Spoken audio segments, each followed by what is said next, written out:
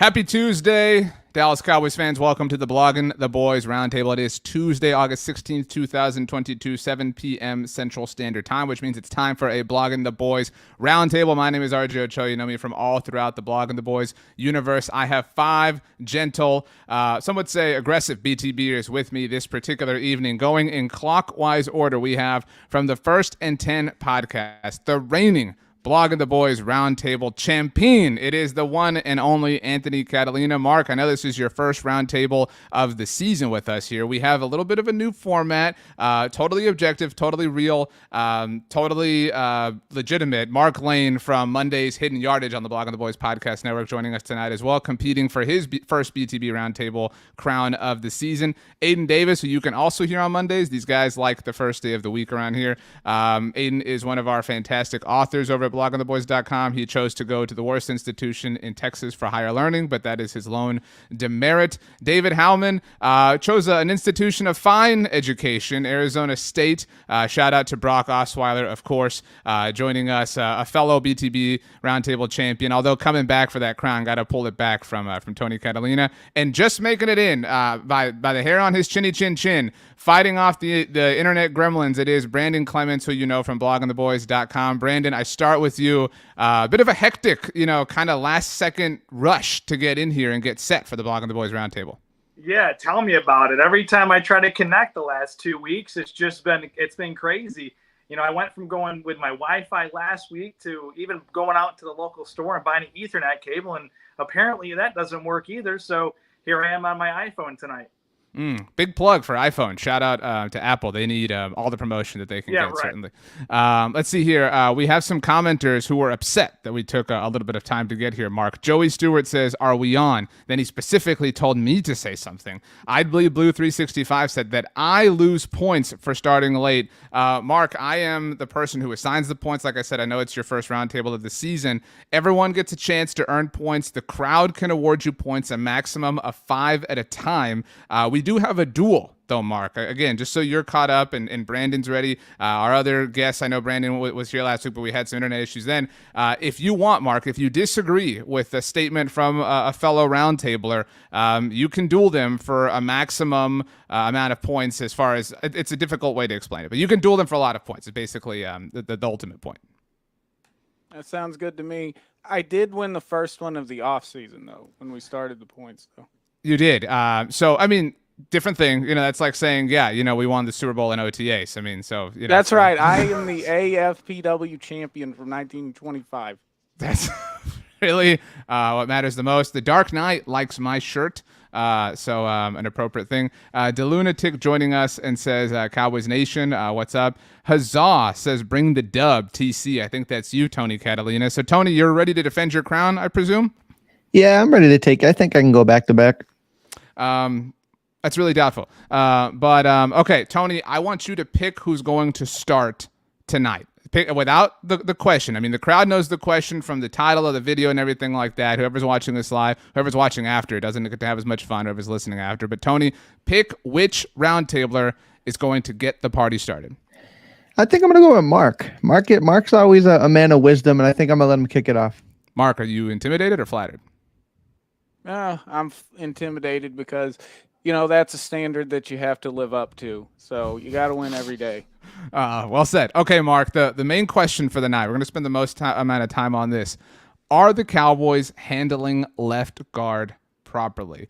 This position has long, seemingly belonged to Tyler Smith, but, you got to earn the star. You don't just come into the NFL and get to start right away. You only get to come out of the television booth and start right away on the Dallas Cowboys. If you're a rookie, it doesn't work. But, Tyler Smith, Connor McGovern, kind of, however you feel this competition's going, should the Cowboys outright declare Tyler Smith the winner? Should they give him all the snaps they can get? Should they let Tyler Smith play some left tackle? The floor is yours, Mark Lane. I think that they should go with whoever wins the competition because it's all about the team relative to how they handled left guard. In the book Jurassic Park, Ian Malcolm was really a lot more elaborate than the movie version. And the way he explained chaos theory is that basically how it begins is how it goes. So when you go back to the offseason and Dallas says, all right, Connor Williams, go test free agency. Kick rocks. yeah, we're going to do what we want at left guard.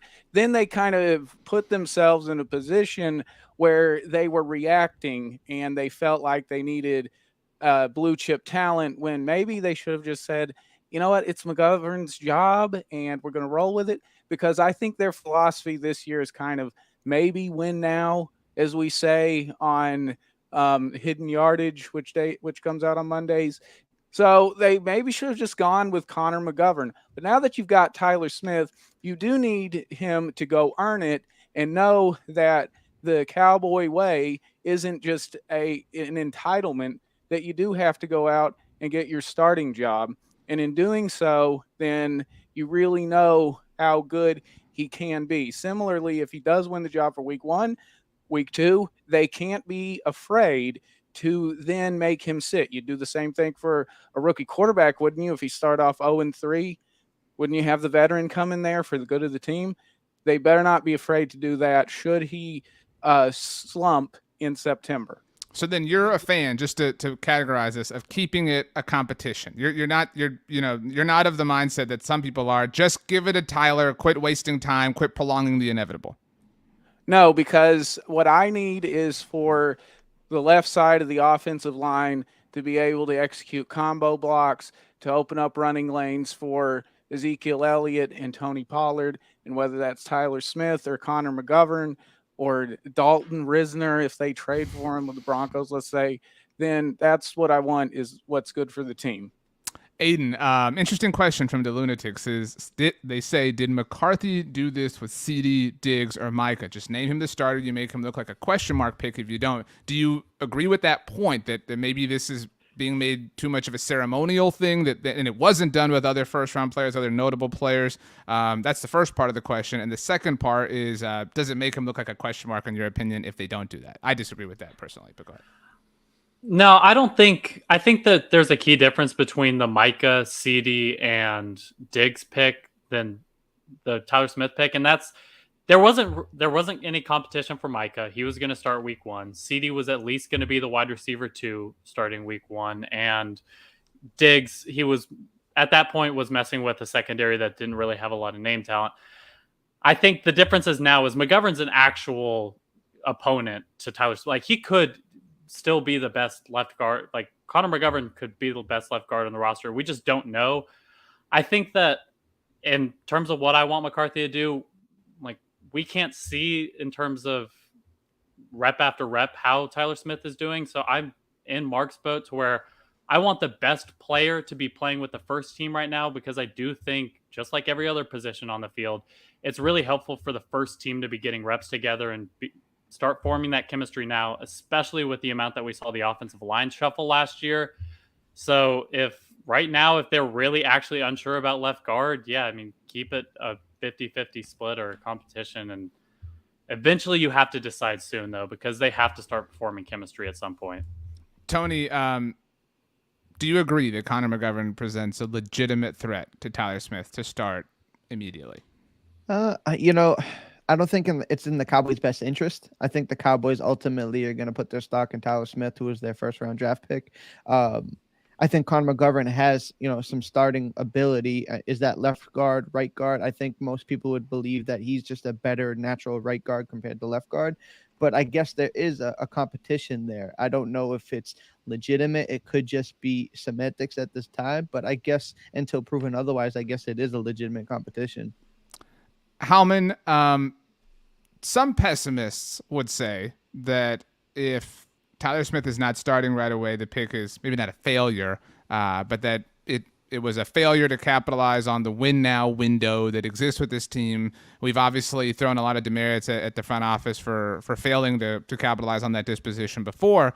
Would you share that sentiment if that were true? If Tyler Smith were not starting week 1, would you feel like that was maybe not the best usage of that particular draft pick for this particular season, given all the circumstances involved? I would definitely agree with that, because, your first round pick is, that's where you're more than likely going to get your highest impact player. And there were a bunch of other players on the board that we've all talked about we would have wanted because people didn't love the Tyler Smith pick. My issue, though, is, and Aidan kind of hinted at it, is you need to make the decision sooner rather than later so that your offensive line can get that continuity with each other. So that, we've talked about Tyler Biadasz has, struggled at times. He needs to be able to be comfortable with the guy playing next to him. We need somebody who's going to be comfortable playing next to Tyron Smith. And then also whenever Tyron ends up missing a few games, that left guard needs to already be comfortable. So, the clock's ticking and we're only getting closer to the start of the regular season. And if there was some like huge discrepancy between Tyler Smith and Connor McGovern up to this point, then I could understand still going with the competition to this point. But we really haven't seen that. They've both looked good in camp. Smith has had some pretty good highlights in camp. He looked good in the preseason game. I just really don't see what else he has to do to really earn this job, aside from whatever criteria the coaching staff seems to think they have. And I think at this point they're just dragging it out, and they need to make the decision for the better of their offensive line and the cohesiveness along that front. So first of all, the title and the description of this video initially said left tackle. We fixed that. So that was Tony's fault. So apologies on behalf of him to everybody. We're talking about the left guard position, although it all does ultimately kind of ripple together. And in that sense, Brandon, I think we would all be a little bit more understanding if the reason for Connor McGovern's presence as a starter at left guard, again, ceremonial or not, was because Tyler Smith was getting work at left tackle, right? Like we'd be able to kind of stomach this a little bit easier. Like, okay, well, you're clearly trying to prepare, for the event of Tyron missing time, but there isn't even that long game in place. So is this just kind of swirling in the distance? Again, we're not saying the Cowboys are morons or anything like that, but this does feel a bit aimless. Yeah, no, it definitely does. And the issue that I have is, which concerns me, is if Tyler Smith can't beat out Connor McGovern, at least to this point where they haven't named the starter, doesn't the bells and whistles start to go off a little bit? Because as a first round pick, I know he's initially, or later on he's going to be with taking over for Tyron Smith. But if you can't beat out Connor McGovern, who's been in the program for a few years now, and I mean he's been okay, he's been serviceable. But at this point, if you're the first round pick of the Dallas Cowboys this year, you should be walking into that left guard job, and you should have already had the job in hand. So that's the big issue, and that's concerning to me, because as a first round pick, the expectation is typically that you're going to come in and play right away. And now Connor McGovern seems like he's battling hard to get that job, which I do think Tyler Smith will get the job eventually. I mean, I think it'll be a battle for Dallas if they don't start him at left guard. But at the end of the day, right now, it's concerning that McGovern is pushing this hard for the starting spot. Is there anybody, and this is kind of an open floor question, who wants to see Tyler Smith get left tackle opportunities? Or, I mean, is there anybody who feels incredibly passionately against that and feels, you know what, like I just want Tyler Smith to acclimate to left guard for the inevitable possibility of Tyron Smith missing time? I want Tyler Smith to be ready to roll at left guard, whether it be Josh Ball or whatever would-be veteran that is not on the team currently is helping him out. Like, how does anybody feel about that? Because it's hard to talk out of both sides of your mouth and say, I want Tyler Smith to prepare for Tyron's eventual time missed, but I also want Tyler Smith to get all of the reps at left guard.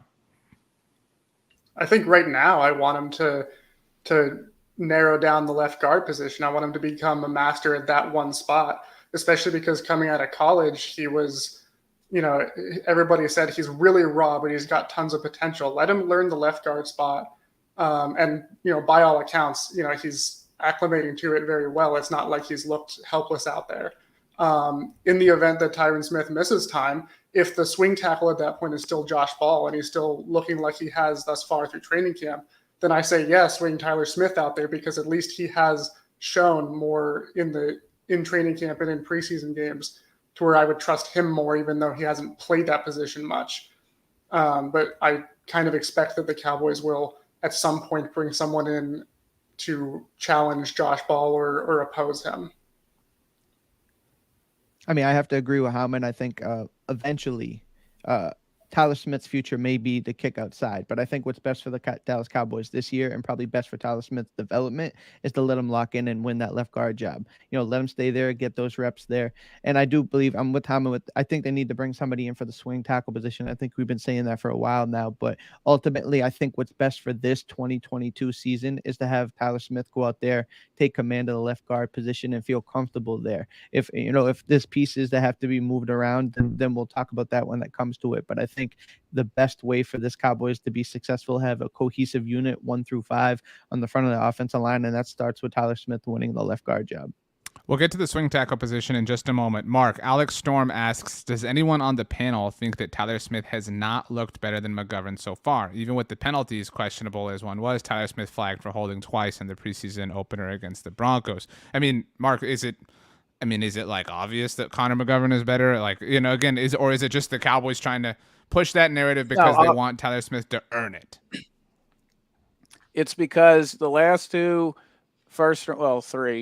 first-round offensive linemen that Dallas had took command of their starting jobs.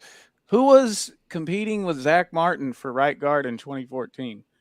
Who was competing with Travis Frederick for center in 2013? I think it may have been Phil Costa. Who was competing with Tyron Smith in 2011, coming out of the lockout, mind you, and they had training camp down in San Antonio, started everything up, NFL operations, in late July of 2011, and Tyron Smith's the right tackle, and bye-bye Mark Colombo. So I think that's it, is Cowboys fans aren't accustomed to their first-round offensive linemen having to compete with a veteran who's been on the team, who's a known commodity in Connor McGovern. And I think that's what's driving a lot of the consternation. But, I think that if you just locked in with Tyler Smith and you went with him and you just treat him like you did, say, a rookie quarterback, and when he stinks, you take him out and you put in Connor McGovern. And I know that there's the continuity element with it too, but so is there in running the offense when you're swapping quarterbacks in and out. I think that they need to go with Tyler Smith and let him get those reps, sit him if you have to. And when that happens, when he's sitting, he'll be able to process, oh, that's what that means. And then when he gets back in, maybe he'll be better. Or maybe he'll just be one of those big fullbacks in the Hulk package. Last thing on this before we move to swing tackle, is there anybody who right now feels like the best move, with the benefit of hindsight, would have been to retain Connor Williams in free agency and spend that first-round pick elsewhere?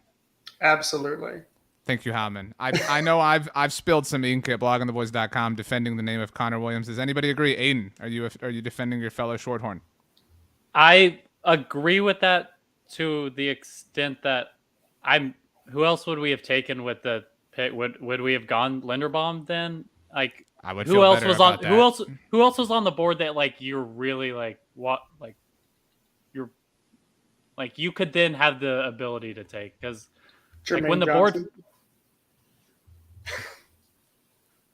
I mean, well, if you play that out, and then say they, I love Jalen Tolbert, but they could have gone George Pickens in the second, right?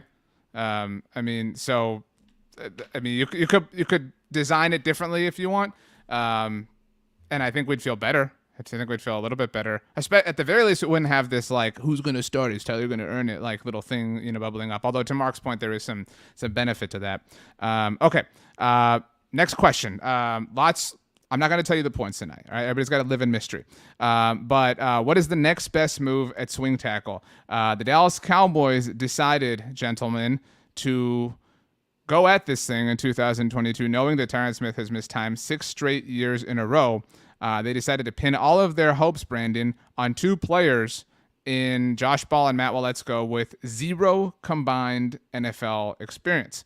Lo and behold, here we are, 1 preseason game in. One of them's injured. The other one doesn't look great. So now we're all just kind of flying without a safety net, wondering what's going to happen if we don't grab the trapeze. Is that what we call it? The trapeze, whatever. But, like Robin in that awful Batman movie. But still, Brandon, this is a really terrible spot to be. It's maybe the most uneasy part of the team right now.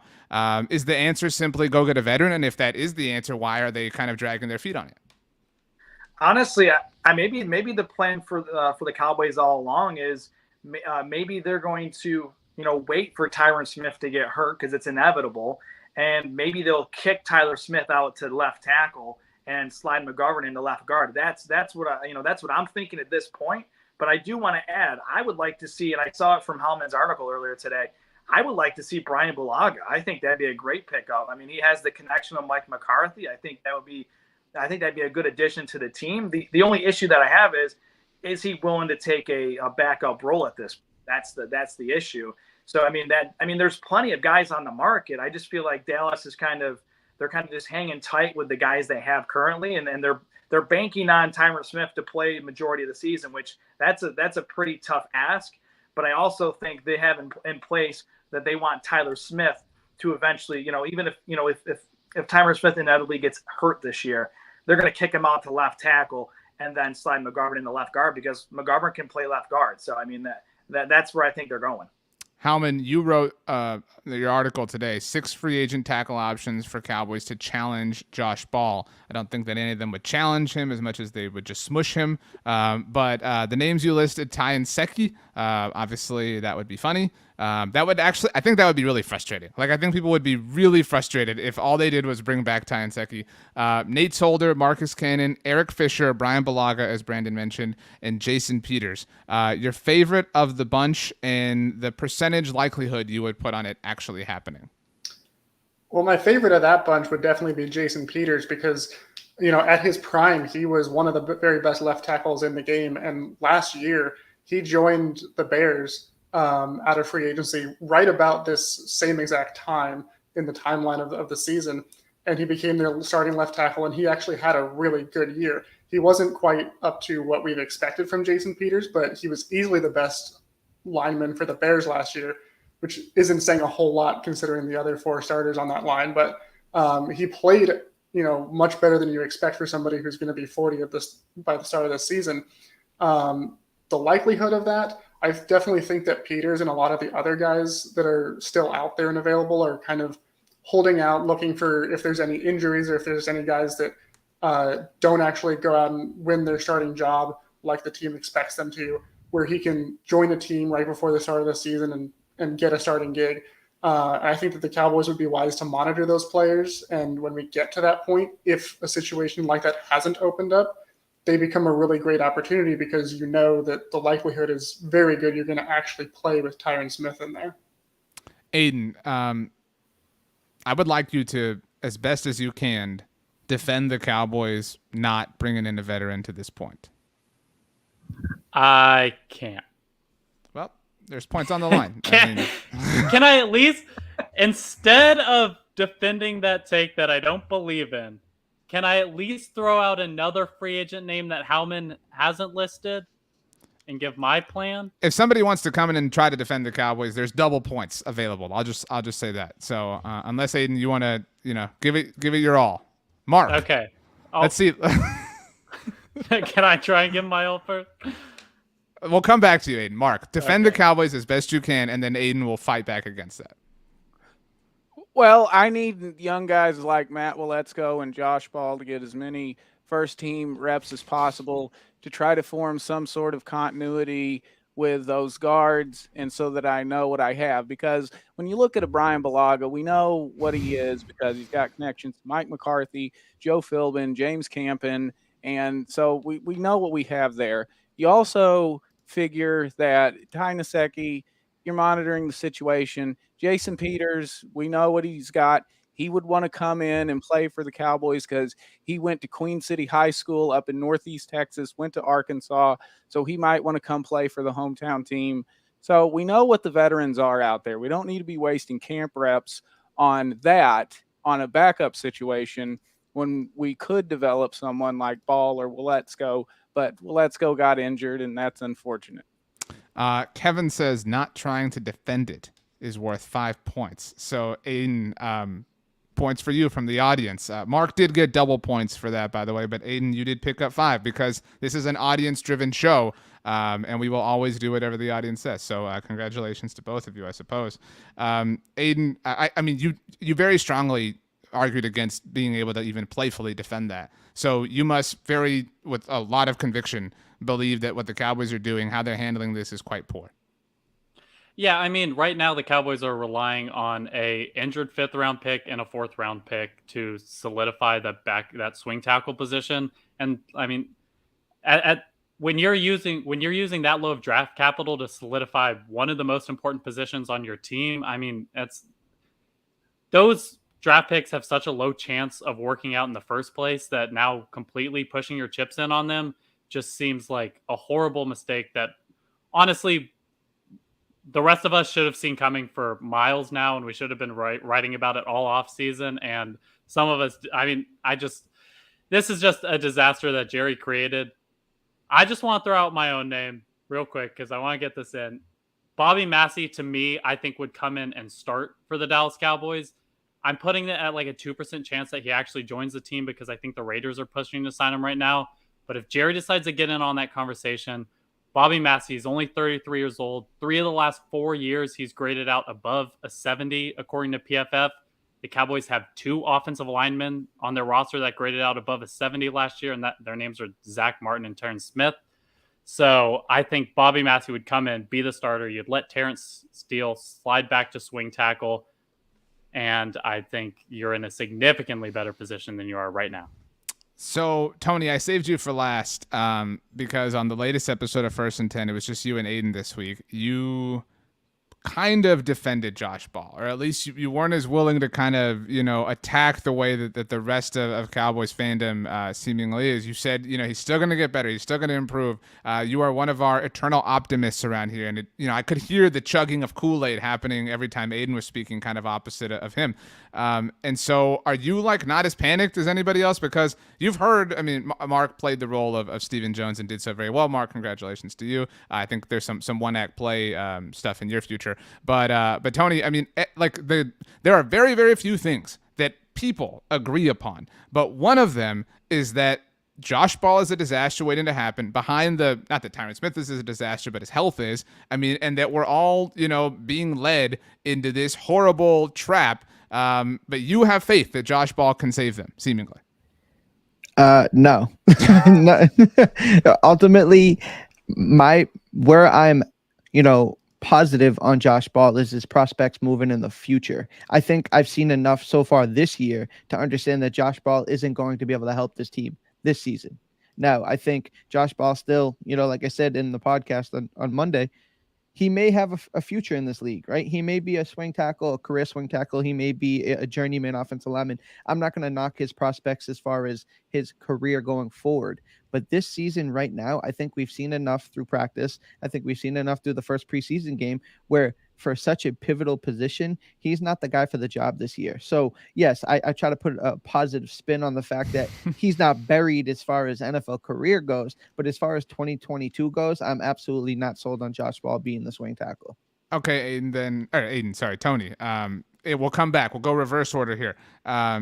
Tony, is this the most frustrating thing that's going on with the team right now? Because there's a list. I don't know if you know that, but you could go swing tackle, you could go receiver, you could go kicker. I wrote, just so everybody knows, 1,200 words on the way the Cowboys have handled the backup quarterback position. That'll come out later this week at the site. But is that your number one? Our new question, going backwards order here, what is your most frustrating thing in terms of what's happening with the team? And on a 1 to 10 scale, it's a 2-part question, how much of it is their fault?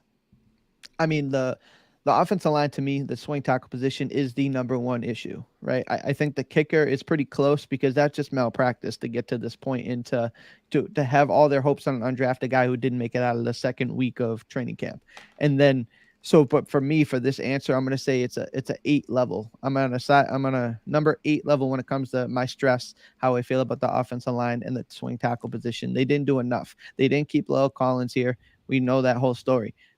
They just didn't do enough. They put themselves in this position. They took obvious strength positions like wide receiver and offensive line and make them weaknesses. It's crazy what we thought about this team's position groups last year compared to this year. So 1 year, it's night and day.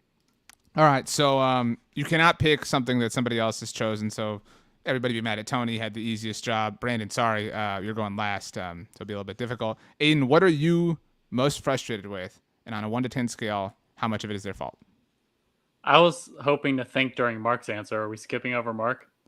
Well, Mark actually went before you. Okay. So, you've gotten a lot of points from the crowd, but I'm going to dock some for not paying attention to the sequence that we're doing this in. So, in fact, I'm going to give some of your points to Mark because you tried to throw him under the bus just now. But Aidan, it is your turn. All right. Okay, so I do agree with Tony that the way you that can't they agree. handled... The whole point is you have to pick a new. I'm giving my own. Aidan, okay, all right. I still want to give credit to my first and 10 co-host. I think he picked the right answer. The second most frustrated thing for me this offseason has been kicker, just because I think that there's a lot of ways that they could have addressed it other than just signing one undrafted free agent. There is a name that is now a free agent that I was banging on about during the NFL draft. I will not mention his name because I've said his name thousands of times. Anyway, there's a lot that they could have done. I was completely in favor of them using a 5th-round pick on a kicker this year, and they essentially would have had their pick of the litter. They didn't do that. They waited until undrafted free agency, and now, I think it's getting to the point where kickers, if we thought Greg Zuerlein was bad, I think the kickers are really going to cost us this year, and not just a PAT here or there, like consistent field goals missed. Mark, you're up next, even though Aidan tried to smite you. I'm really sorry about that. We preach love around here, and so Aidan, just bringing some toxicness into the group. But you've been really positive so far tonight, Mark. I would argue the most positive person here. You just haven't, gone down the, and you were playing the part of Stephen Jones, to be fair. Cam Kalanta, I might be mispronouncing, it might be Kayanta, says it's going to be a defensive-loaded team. Offense is just going to have to be bare minimum. It is the year 2022, and obviously, defense is all the rage in today's NFL. I've never seen a team want to be Rex Grossman's Chicago Bears more than this year's Dallas Cowboys. But Mark, what thing are you most frustrated with, and on a 1 to 10 scale, how much of it is their fault? I would have to say I'm frustrated with the long snapper situation at an 8 because, when you're relying on Jake McQuaid and even though he's got all this familiarity with John Fossil, you haven't really evaluated what else is out there. Take 05 when they had John Kondo as their long snapper and he was not getting the ball down correctly to Romo, and then Jose Cortez gets punched by Larry Allen because of it against the 49ers. So then they cut him, and then they bring in LP Laudaseur, and it worked out well. But you don't have that. You're just relying entirely on Jake McQuaid. And what if he has a John Kondo moment? Who's your LP Laudaseur? You don't know because you haven't worked anybody out. So 8 out of 10 long snapper. That was magnificent, Mark. And you know what? You added more than I think any of us thought that you could, when it all first started. Howman, as I understand it, is thundering and storming in your neck of the woods. So if during Howman's answer he just cuts out, he's alive.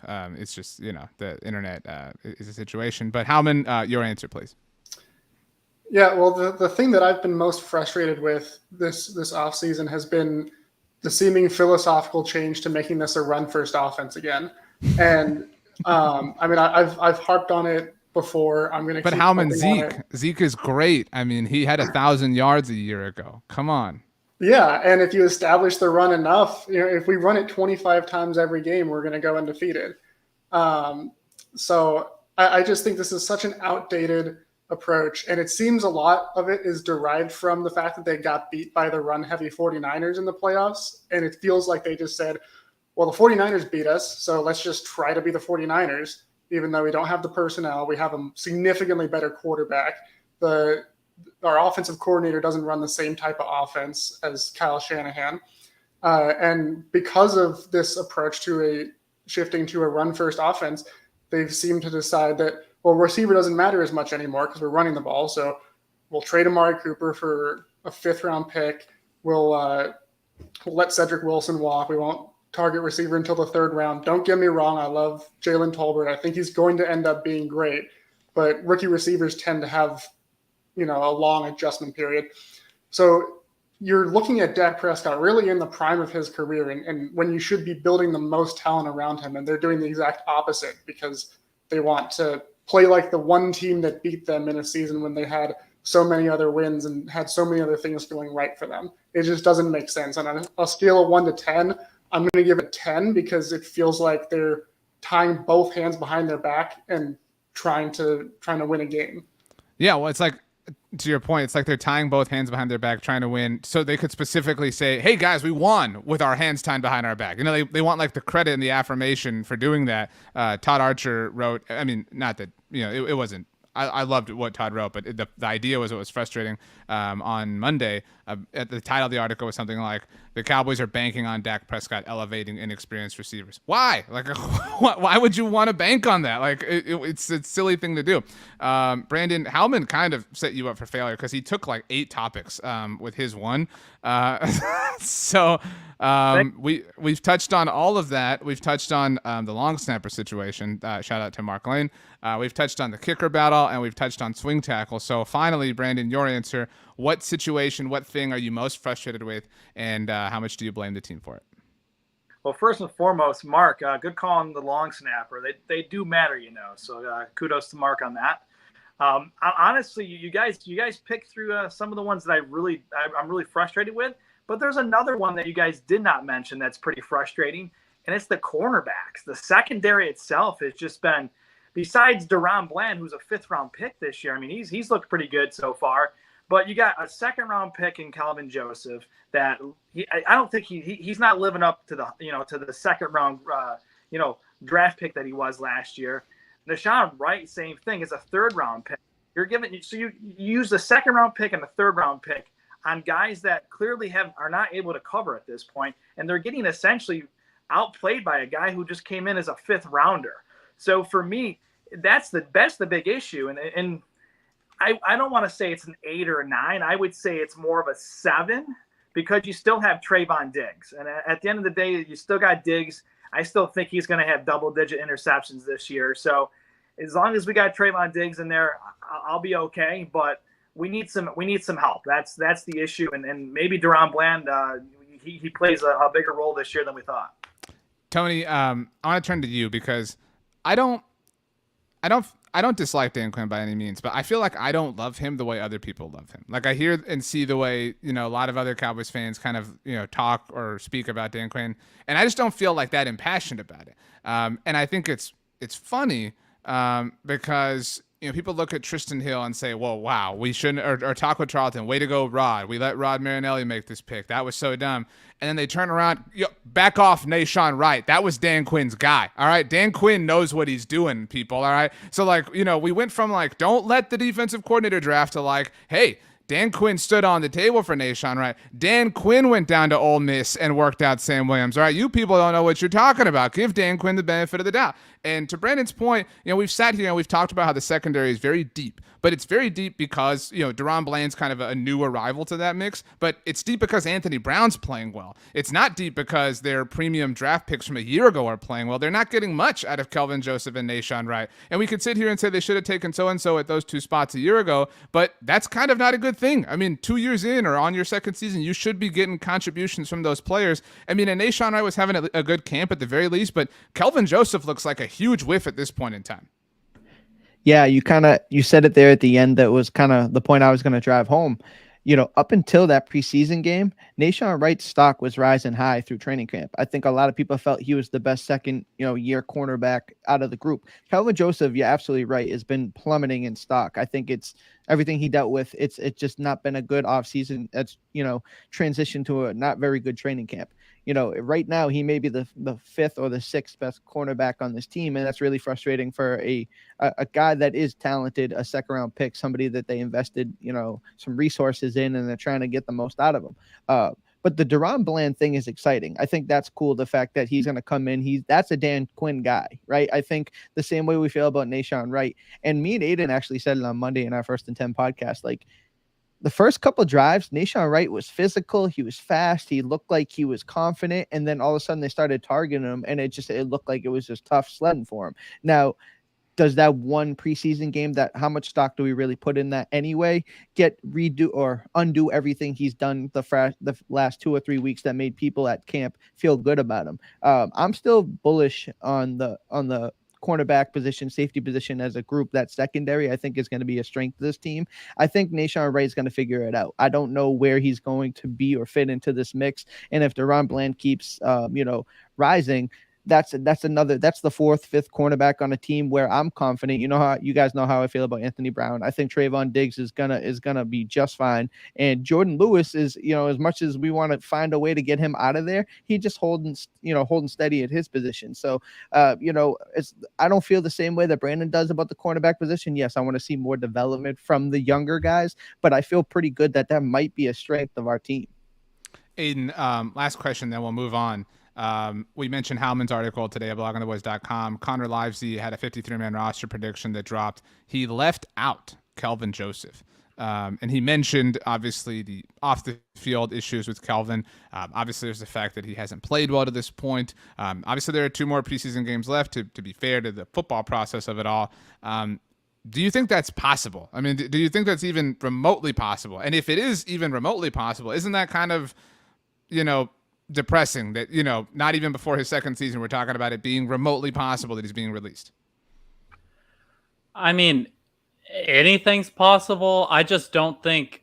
I think it's going to come down to how much do the Cowboys value CJ Goodwin, because I think the only reason that you'd release Kelvin Joseph would be if you really, really want to keep CJ Goodwin for special teams. And I just, at that point, Kelvin Joseph can fill in on special teams. You can still see if he develops into something. But I know it wasn't a lot of snaps, but from the limited snaps I saw from Kelvin Joseph last season, I was really impressed. And so now I think we're kind of letting one preseason game.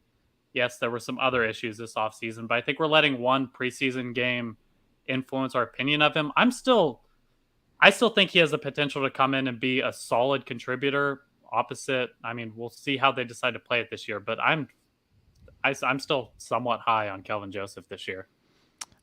Kevin says Joseph didn't look good in what little preseason he played last year either, but when he played in a real game, he played well. To your point, Aidan, he didn't give you points though, so no love for you from Kevin. Mark, our last subject of the night, we start with you because you will surely send us down the most fun, adventurous path for this Choose Your Own Adventure. The Cowboys set to scrimmage with the LA Chargers tomorrow and Thursday. How will we feel if the scrimmages don't go well? Because the scrimmage against the Broncos didn't go great.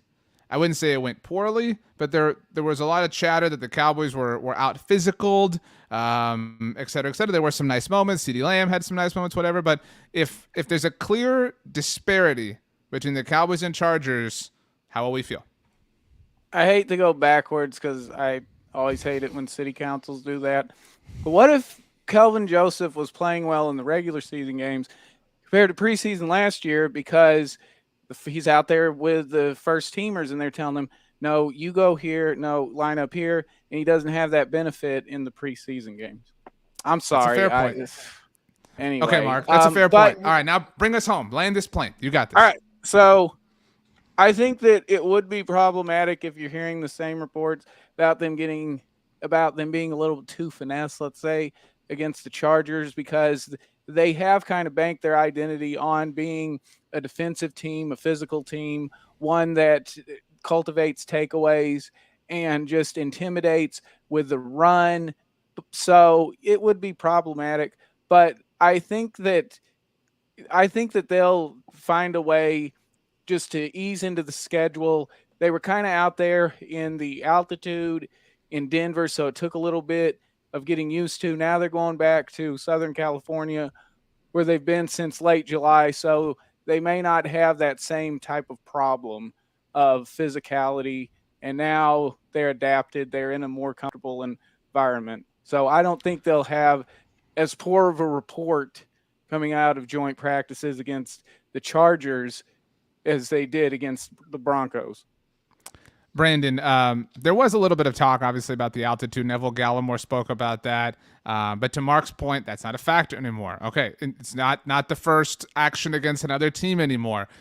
So if knowing all that, they are again. There's a clear difference. There's an identifiable difference between Dallas and Los Angeles. Will you start to panic is too aggressive of a way to put it, but will you start to feel like some of these concerns that we're having aren't just us being a little dramatic, that they actually might be things that are really going to be problems week in and week out throughout the season?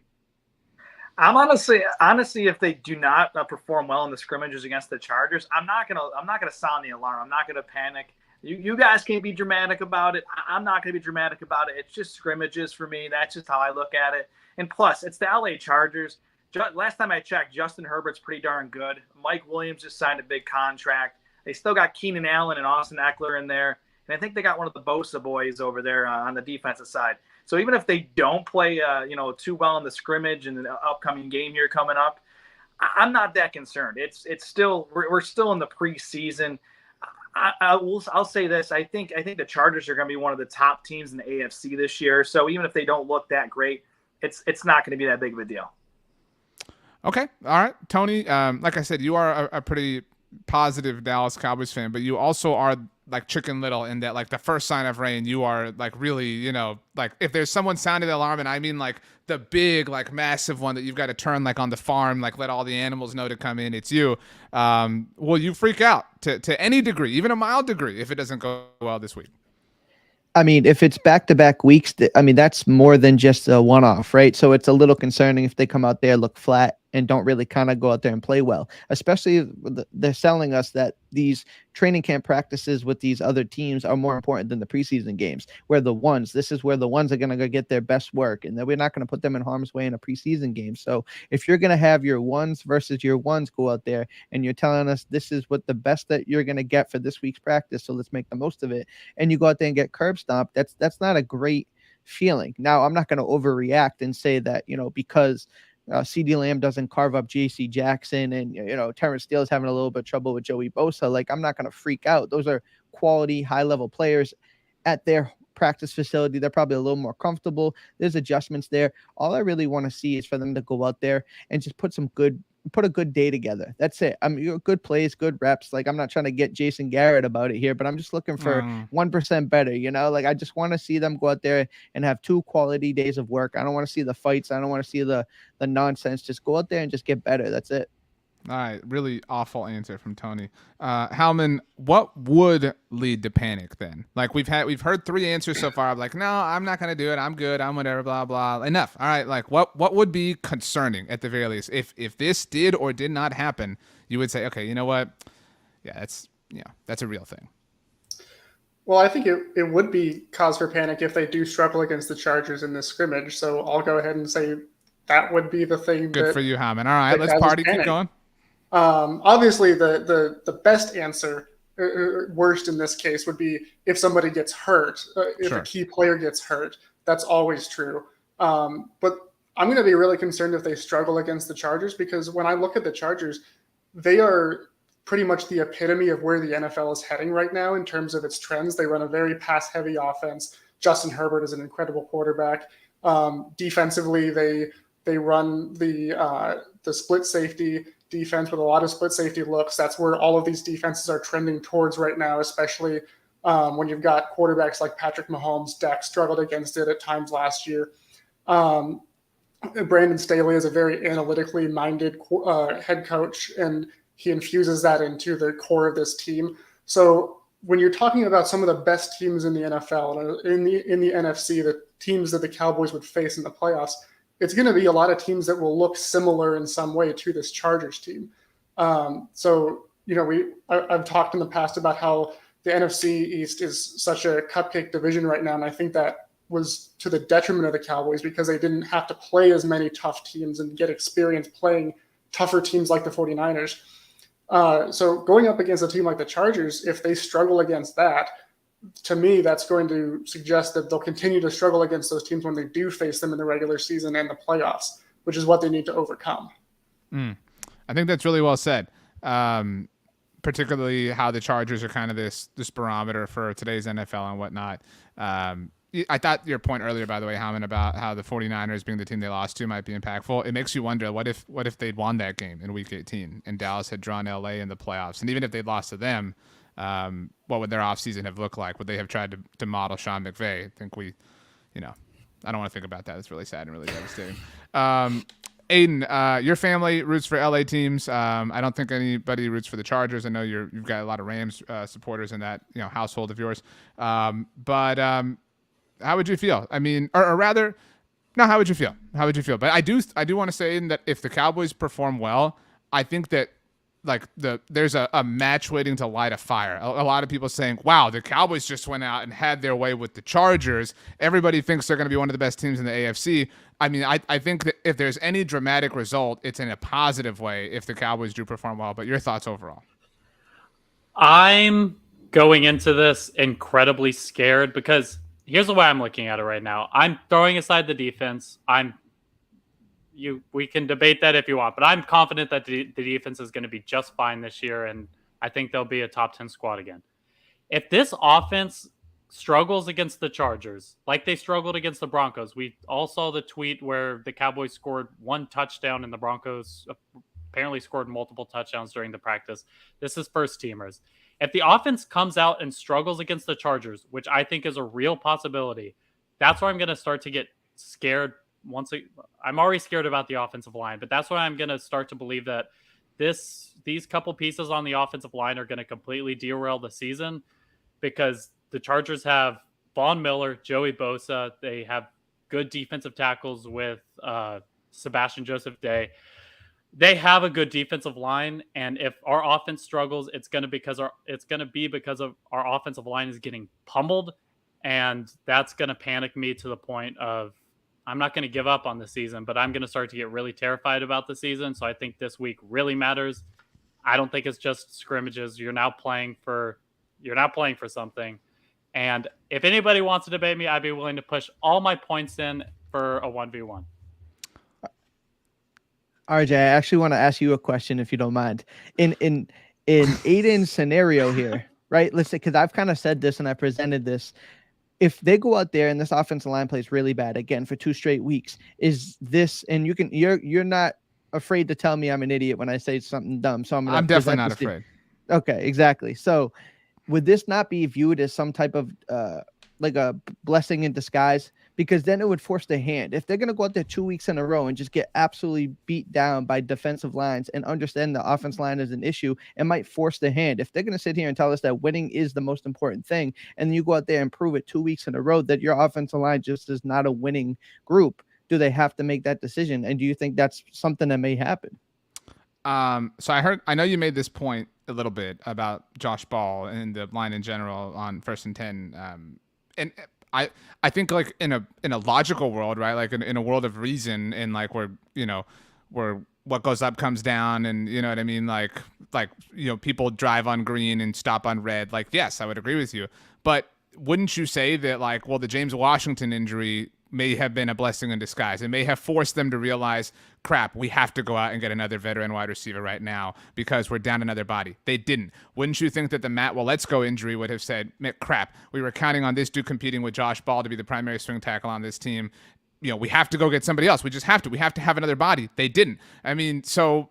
To that point, like just kind of like what walks like a duck and quacks like a duck, these are some ducks. And so like, I don't think that like a third strike would make them feel like, the temperature is getting any hotter. We've seen the blessings in disguise happen already, and they seem totally content to just ride it out. I think they would compartmentalize it and tell themselves whatever they want to get through it, that, oh, it's not a big deal. It's just a scrimmage. It's just whatever. The Chargers are this really good team. We shouldn't worry about it. They have Joey Bosa. We're not going up against Joey Bosa every week. We're going up against, Kayvon Thibodeau. We're going to be totally fine. He's not on that level yet. Like they will lie and deceive themselves into whatever truth they ultimately want to believe. I mean, I told you a few weeks ago, they are George Costanza. It's not a lie because they believe it. They really believe in what they're doing. It's crazy, but I mean, and we all might be wrong. Like, I would love nothing more than to sit here in February and be like, holy crap, like thousands of people were so wrong about this and they were right. Give them their flowers. They earned it. But so I know I answered yes and no to your question, and that feels like cheating, but I think that truly is the answer. Mark, you have a point.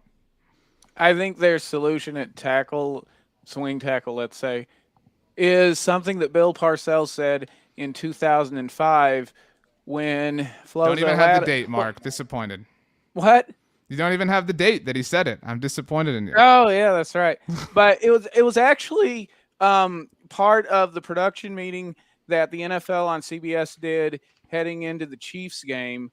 I think it was week 14, and he said, because they were starting rookie 6th rounder Rob Petiti at right tackle, Torrin Tucker at left tackle because Flozell Adams blew out his ACL in about week 6 against the Giants. And so Parcells was saying you can hide tackle, it's hard to hide two.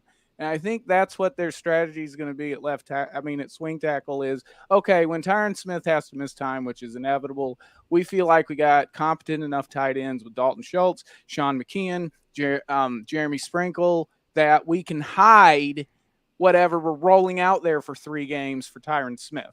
So, I that's not a Super Bowl winning strategy, though. But it's an NFC East winning strategy to get to 2023 when you can really put all your pie on the plates and go compete for something. I agree with everything you said, Mark. And again, like the Todd Archer article I mentioned, like the Cowboys are banking on Dak Prescott elevating inexperienced receivers. He can, right? Like, I'm not saying he's incapable of it, but why do it? Like, what? Like, why would you do that? When you don't have to. It's a silly way to live. I want to get back to Aidan's challenge. So I will tell you all, Aidan is our winner, unless somebody. I'm taking back the challenge. No, well, Aidan is our winner, and his assertion was that if the Cowboys' offense struggles throughout the scrimmages, he's going to be panicked on this group. If anybody wants to duel him, and they win the roundtable. Now, lay out on the rules. You would have to directly oppose Aidan's point. You would have to make it. Aidan would have a chance to rebut, and then the roundtablers, who are not the two of you, decide collectively who wins. I'm not involved in that at this point. So this is truly this is Matt Ryan, Tom Brady flipping the coin toss, first Super Bowl to ever to go to overtime sort of situation. Ironically, Dan Quinn was there as well. Anybody brave enough here? Me. All right, Mark, you were the first. So, Aidan, can you please state your point simply so that Mark can buff back against it? Yeah, I just think that what we've seen for too long is the offense not showing signs of life. And over the back half of starting from week 8 of last year, the only thing the Cowboys have done is disappoint on offense, and now they're relying on Dak Prescott to get healthy. They're relying on Zeke Elliott to get healthy, and that's the only chips that they push in the offense this season. And so now there's no reason to have hope that the offense is going to improve. And if they come out and struggle against the Chargers again, especially on the offensive line, which we all expect, I think there's reason to get really panicked that what we see on the offensive line is going to have really bad effects on the season. That was supposed to be simply put. Sorry. Mark, your turn to offer a rebuttal. Right. Well, that's if you're asking an offense to go, 80, 85 yards every drive.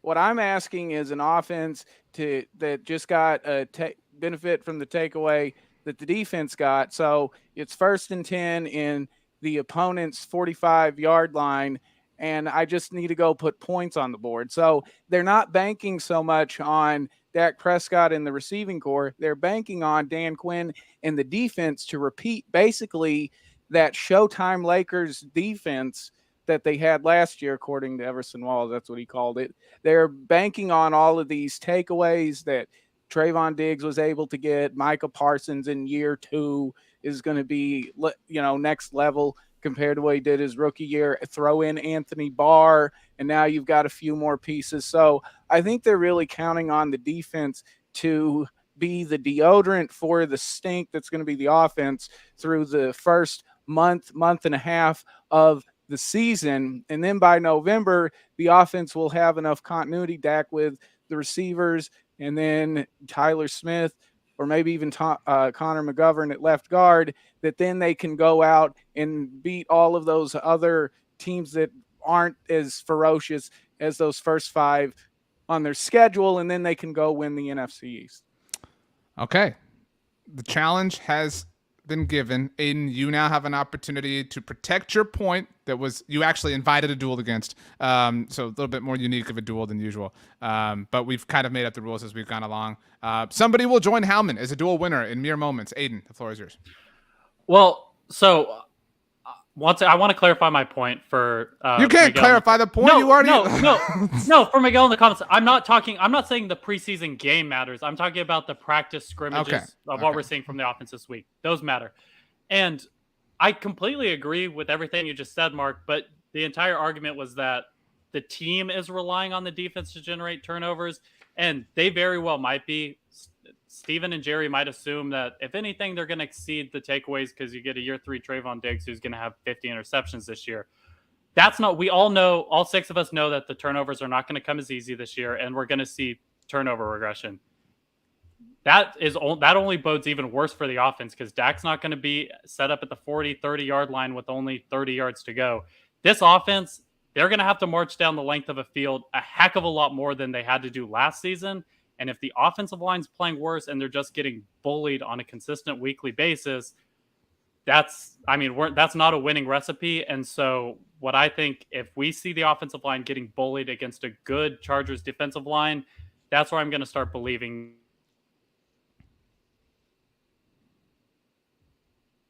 Did Aidan's audio cut out for anybody else or just me? He cut out. UT Yeah. technology. That was super. Aidan, I don't know if you know that, but your audio cut out as you were making your point. You're now frozen. No, you're not frozen anymore. I don't know. Maybe you want to check your microphone if that came unplugged or something. It was great. I mean, like I feel like you're at a movie theater and it just like cuts out, like in the big fight scene or something. Aidan, are you there? Do you want to try speaking again? You don't want to try speaking again, or? Okay, I can hear now. Okay, all right, go ahead. So your audio had cut out. Where did I cut off? I mean, it was really passionate. It was kind of hard to identify the exact point. It was towards the end, it seemed like. Yeah, you were, Last 5 or 6 seconds. Yeah. You were almost making the full point, Aidan. Okay. I think he was just about to say. Give us one last. Oh, go ahead, Howman. I think he was just about to say that the Cowboys need to sign Cameron Dicker. Right. That's exactly right. Okay, Aidan, one last sentence and then we'll vote. Just one sentence. That's all you get. If the offensive line struggles against the Chargers, there should be no reason to have faith that the offense is going to be better than last season. Okay. So we're going to have the 3 of you, Howman, Tony, and Brandon, vote in order of point standings. As mentioned, Aidan would have won this if we hadn't had the duel. Howman, you have the most points of the 3 of you with 21. Brandon, you have the second most with 19. Tony, you were actually tied for last with Mark. So Mark wisely challenged here. We went all for nothing. I really respect the strategy. You have 18. So Howman, your vote, who wins the duel, and subsequently, more importantly, who wins the roundtable? I'm going to give my vote to Aidan. He was pretty much speaking my love language there, and I'm a big believer in turnover regression. And I think that if the team's relying on that, it's a bad strategy, but something we've come to expect from them at this point. Okay, all right. It's really dramatic. I'm actually kind of nervous here. Tony, Tony, you're last. Sorry, forget that I mentioned you. Brandon, your vote. If you vote Aidan, he wins. And not only wins, he wins with a record amount of winning points here on the roundtable because nobody's ever had what would be 43 points because he would inherit all of Mark's.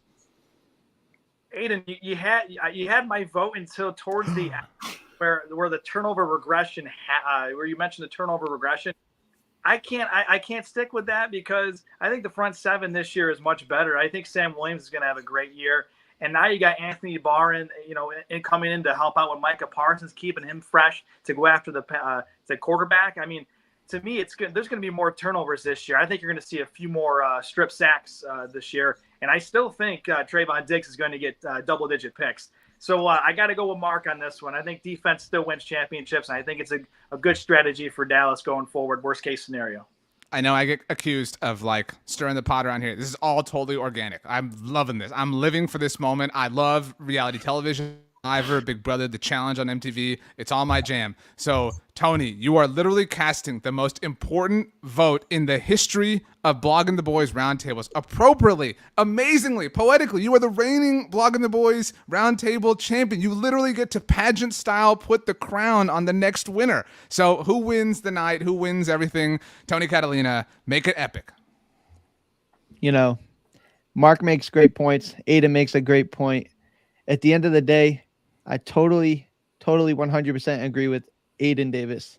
And the reason why I say that is because to expect this defense to be at the same level and or be better would ignore analytics. It would ignore the fact that what Trayvon Diggs did for the first time in 30, 40 years, to have that many interceptions, to repeat that, to have Micah Parsons be as good as he was his first year. Like Mike McCarthy even said, his statistics may not be as good, but he may have a better impact, which is totally fine. But this defense is going to naturally regress to the mean a little bit, even a little bit, right? This offense, they've done nothing to help it, right? If they go out there and they have two bad weeks, one time, one off, you can do the one off, right? It's totally fine. You can have a bad, you'll go be, sluggish against Denver in the high altitude. You go back-to-back weeks getting beat up by two different opponents. I think that's a red flag, and I think that's something to be concerned about. So I think I need it. I don't care, like the commenter said. Doesn't matter in the preseason game. We need to see a good Wednesday. We need to see a good Thursday, and the Cowboys need to go out there and not dominate the Chargers, but they need to look good. They need to look efficient, and we need to get stepping in the right direction. Aidan, Tony said all those words and didn't say the word congratulations. Congratulations to you, Aidan Davis, the winner of today's roundtable. Mark, seriously, well done. I mean, just adding a lot of theatrics to the end. Braver than anybody else. Honestly, nobody else took Aidan up on the challenge, even knowing it was hand him the win or not. I respect the hell out of that, Mark. Aidan, you are our champion. A record number 43 points. Nobody has ever had that many in a roundtable win. How are you feeling? What are the vibes? What color is the confetti that's raining down in your house? I'm just glad I'm scoring points because based off what I'm saying, I don't think the Cowboys are going to be doing a whole lot of that this year. So. Oh my gosh. I'm not even a negative guy. I don't even know where this is coming from. I still have hope in this season. So I know it might have came across as very negative and I might be upset in the moment, but I don't lose faith, y'all. This was epic. To be frank. Kevin offered, by the way, 5 more points. We're past the point of that. No pun intended. The lunatic, by the way, and says that your only regret is that you can't watch yourself live.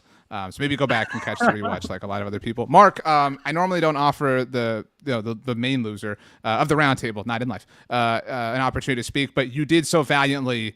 Go down to the very end. I mean, seriously, what a hero. Tony Romo at the goal line, extra point, snap bobbled. Martin Gramatica couldn't throw a block. How are you feeling knowing that you laid everything out on the line tonight? Well, you just have to be willing to accept that you gave it your all, turn the page, and get back to the basics and start stacking good days on top of good days. I got 167 hours to come back and take that crown from Aidan. So I'm actually buoyed by the opportunity that's before me. What's in the past is in the past. We're on to Cincinnati. Howman, do you feel like we did witness a bit of a heel turn here? Like Aidan is like there's a bit of like a kind of Anakin, joining the Sith type vibe here, I think. Yeah, I feel betrayed. I don't know what's happening right now. Okay. Brandon, I mean, do you blame your internet for prohibiting you from almost prohibiting you from witnessing the incredible drama that unfolded here tonight? No, it was pretty good drama. I mean, Aidan, you pulled out the victory, even though I disagree with you. I mean, I was hoping to get a few more points just because my internet actually was working tonight. I overcame a lot of internet issues to be on tonight. So I was hoping RJ would give me a few extra points. You know what? I'm an objective judge, Brandon. I mean, I don't just hand out points willy-nilly. I mean, like the crowd gave Aidan more points than almost I gave all of you. So if you guys have a beef, it's with the BTB audience. They were Team Aidan from the jump. Tony, you have sent us home with a random noise in the past. I'm going to ask you to do it now. I would like you to make a noise that no human being has ever heard that lasts for at least 3 seconds, because you've done some very kind of like honky, momentary quick hit sort of things. So we need a noise. We're going to sign off immediately afterwards that lasts for at least 3 seconds. Not a word, a noise. Tony Catalina, the floor is yours. That was so lame. Oh my gosh. No. Aidan, please say something cool, because that was so lame. That was so Tony, you automatically lose the next 5 roundtables. I mean, like, that was so bad. What do you want me to do? Aidan, just say anything so we can leave, please. Let's get out of here. Oh my.